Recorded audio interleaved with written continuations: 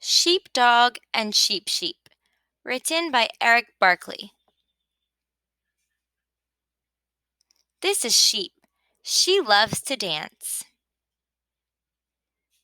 She knows all kinds of fancy dances, like the wildflower dance, the mud puddle dance, the get this spider off of me dance, and, of course, the pee pee dance.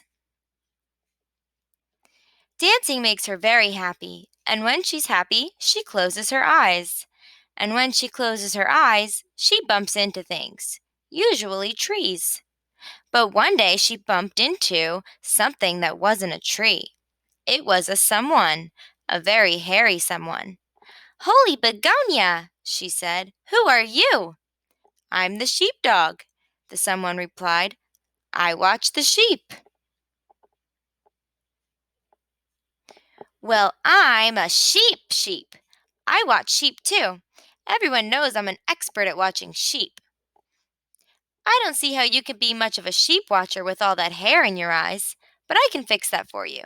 Be right back. She skipped off toward the farmhouse. Just then, Sheepdog spotted an eagle overhead. It was looking at sheep like a mouse looks at cheese. The eagle dived, but Sheepdog told him to vamoose.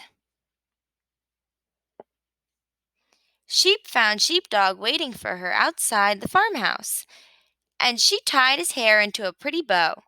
Now you'll be able to see the sheep, she said, except you're still missing something very important.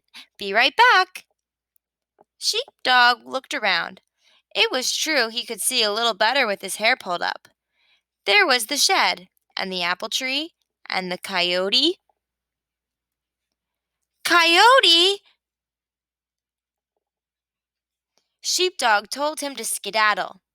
Sheep returned with some binoculars. Here you go, she said. Now you'll be able to keep a sharp eye out for eagles and coyotes. Now, I don't suppose you have a map under all this hair, do you?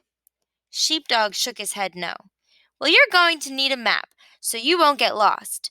Be right back. She danced her way toward the old truck to retrieve a map. The dance made her very happy. She closed her eyes, and because her eyes were closed, she couldn't see that. But Sheepdog did. She kept on dancing. She had some extra fancy moves.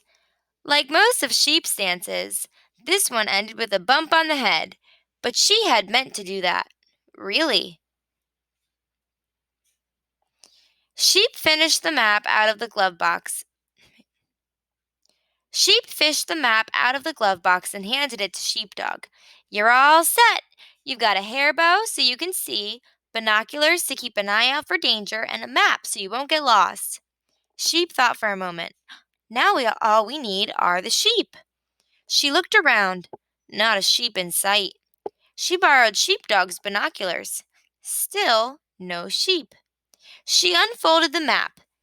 Yep, they were definitely in sheep country. Where are all the sheep? She asked. Did you lose them? You're the only sheep, Sheepdog said. Sheep sat down and thought about being only a sheep and not a sheep. And when she thought, she got very still. And when she got still, she got very quiet. Thinking could do that. Finally, Sheepdog spoke. Maybe you're not a sheep. Maybe you're a dog sheep, and your job is to watch the dog.